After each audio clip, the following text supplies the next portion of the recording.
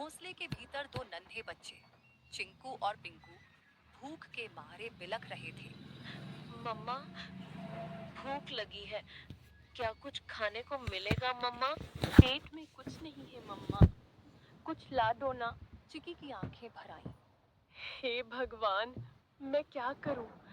कैसे बताऊं कि बारिश शुरू हो गई है, लेकिन मेरे बच्चों का रोना मुझसे देखा नहीं जाता। भीगूंगी, गिरूंगी, लेकिन इन्हें भूखा नहीं देख सकती। रुको मेरे लाल, मम्मा कुछ ले आएगी, चाहे जान ही क्यों ना चली जाए। परंतु एक बात याद रखना, हाँ तल ले रहा मैं हूँ। नहीं आऊं, घोंसले में से बाहर भी मत देखना और बाहर भी मत निकलना, समझ गए ना? चिड़िया खाना लेने के लिए चली जाती है। अब इन दो बच्चों की माँ घर पर नहीं थी और बच्चे घोंसले में अकेले थे।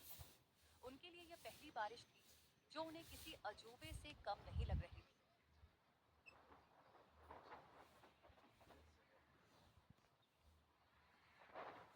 चिंकू बार बार गर्दन बाहर निकालकर देख रहा था। अरे ओ पिंकू, सुन रे, ये क्या चीज ऊपर से टपक टपक गिर रही है? कोई रो रहा है क्या? पिंकू घोंसले के कोने में दुबक कर बैठा था। अबे मूर्ख, रोने की आवाज नहीं है ये, बारिश है बारिश, आसमान बरस रहा है। पर ये आवाज कितनी डरावनी है। और पानी, इतना सारा पानी कहाँ से आता है रे? मत देख बाहर, मम्मा ने कहा था बिजली चमकी तो घोंसले समेत भस्म हो जाओगे। चिंकू सहम गया। हवा के साथ पानी की बौछारें घोंसले तक पहुंचने लगी थी। दोनों भीगने लगे। मम्मा कब आएगी पिंकू? भूख लग रही है यार, और डर भी। पिंकू कुछ नहीं बोला। उसकी आंखों में चिंता थी। मम्मा ने कहा था कि अगर मैं देर से लौटूं तो घबराना मत, चुपचाप बैठे रहना। डर से बड़ा कोई शिकारी नहीं होता। चिकी चिड़िया को जंगल में कुछ गेहूं मिले। उसने वो गेहूं को अपनी पतली टांगों से पकड़ा और तेज बारिश में फिर से बच्चों के पास लौटने की ठान ली। बारिश और हवा में अपना जोर दिखाना शुरू कर दिया था। उसे ना चाहते हुए भी एक पेड़ की डाल पर बैठना पड़ा। हे राम, बच्चे अकेले हाँ हैं, मैं घोंसला खुला है और ये बारिश बढ़ती ही जा रही है। यदि बारिश थोड़ी सी भी कम हो तो मैं सीधी दौड़ती हुई उड़कर अपने बच्चों के पास पहुंच जाऊंगी। तभी बगल की डाली पर टोनी तोता फुर्र से आकर बैठा। अरे टुनी बहन, तू यहाँ क्या कर रही है इस तूफानी बारिश में? तुम्हें होश भी है कि बच्चे अकेले हैं? टोनी भाई, क्या करूं, उड़ नहीं पा रही, पंख गीले हो गए हैं। बहन, कल की बात बताऊं, मैं कबूतर बहन के घोंसले के पास से जा रहा था। क्या हुआ वहाँ? बहन, एक सांप आया था, बहुत लंबा और काला। चुपचाप डालियों के पीछे पीछे सरकता हुआ सीधा घोंसले तक पहुंच गया। फिर किसी ने देखा नहीं? मैंने देखा, मैं ऊपर ही उड़ रहा था। जब देखा कि सांप कबूतर के बच्चों के ऊपर झपटा, मैं चीखा जोर से, सांप, सांप। सब पक्षी इकट्ठा हो गए, लेकिन तब तक बहुत देर हो चुकी थी। वो दो बच्चों को निगल गया बहन। चिकी सन्न रह गई। टोनी का चेहरा भावुक हो उठा। और जब कबूतर बहन आई ना, वो, वो तो जैसे पगला गई थी। अपने घोंसले के पास आई तो देखा कि एक बच्चा खून से लथपथ पड़ा है और दो दो तो दिख ही नहीं रहे थे। वो बार बार पुकार रही थी, मेरे बच्चे, मेरे लाल, कहाँ चले गए तुम? उसके आंसू रुक ही नहीं रहे थे। अपने बचे हुए एक बच्चे को उसने पंखों में दबा लिया और फिर चुपचाप बैठ गई, जैसे दुनिया ही खत्म हो गई हो उसकी। मैं बता नहीं सकता कितना दर्द था उस माँ की आंखों में। टुनी की आंखें भर आईं। टोनी बोला, तू समझ रही है ना बहन, ये बारिश सिर्फ पानी नहीं लाती, भूख से तड़पते शिकारी भी लाती है। जल्दी निकल, पेड़ों की आड़ लेकर जा, मत रुक अब। चिकी चिड़िया उड़ती है और अपने घर की ओर जाती है। बारिश चल रही थी, लेकिन अंधेरा गहरा था और ठंडी हवा अब भी तीर की तरह चल रही थी। बस कुछ ही दूर और, चिंकू पिंकू मेरा इंतजार कर रहे होंगे। तभी सामने से दो काली परछाई आई। ओए चिड़िया रानी, कहाँ चली बारिश में? चिकी चौंक गई। सामने दो शिकारी पक्षी रास्ता रोककर खड़े थे। आज तो किस्मत चमकी है, बारिश हमें गरम गरम चिड़िया भेजी है। आज हम चिड़िया तुझे खा जाएंगे।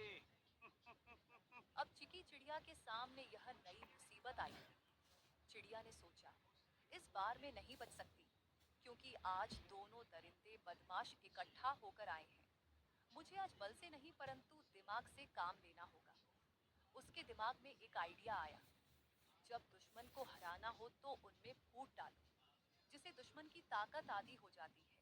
तुम दोनों बहादुर शिकारी हो ना, और मुझे खाना चाहते हो ना, परंतु तुम दोनों में से जो सबसे बड़ा शिकारी और सबसे ज्यादा ताकतवर होगा वही मुझे खाएगा।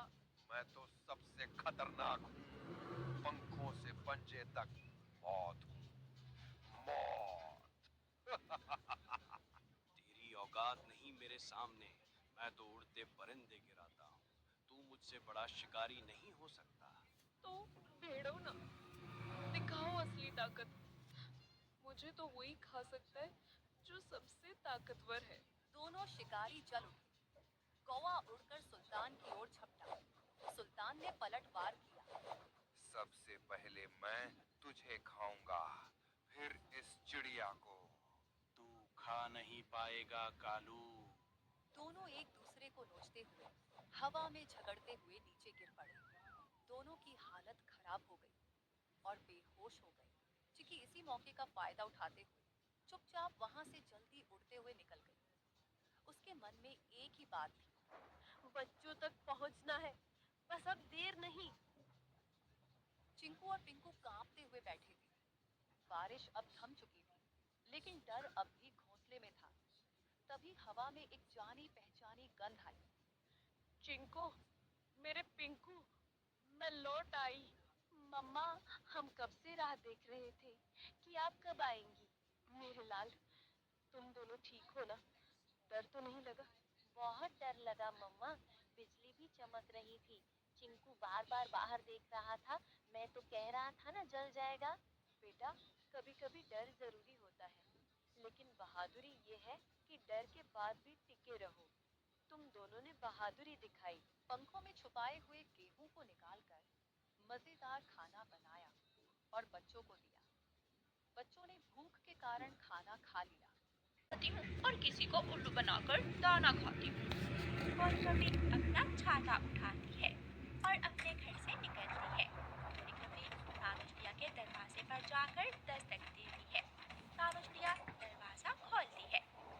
गोरी, क्या बात है? तुम बारिश में यहाँ क्या कर रही हो? चिड़िया चिड़िया जल्दी जाओ, तोते को कबूतर ने बहुत मारा है। दाना लेने पर दोनों में लड़ाई हो गई और कबूतर ने तोते को मार मार कर उसका सर फाड़ दिया है। ये तो बहुत गलत किया कबूतर ने। कहाँ है वो? पहाड़ों पर, जल्दी जाओ और जाकर तोते की जान बचा लो।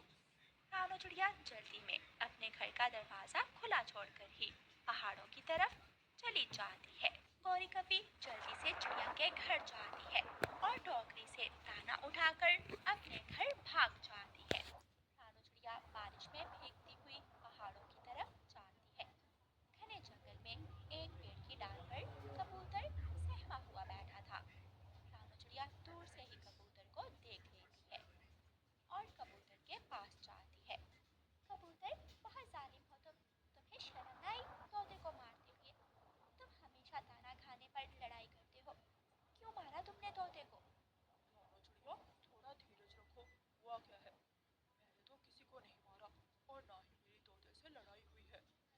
क्या? तो फिर तोता कहाँ है? तोता अपने घर में होगा। मुझे तो सबका सच वो मिला ही नहीं।